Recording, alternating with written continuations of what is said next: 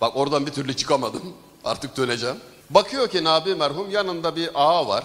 Maşallah sübhanallah. Allah bereket versin yani. Sponsor. Masrafları da o karşılıyor yani. Eksik olmasın. Kahveleri falan o söylüyor. Atın arpası bilmem ne.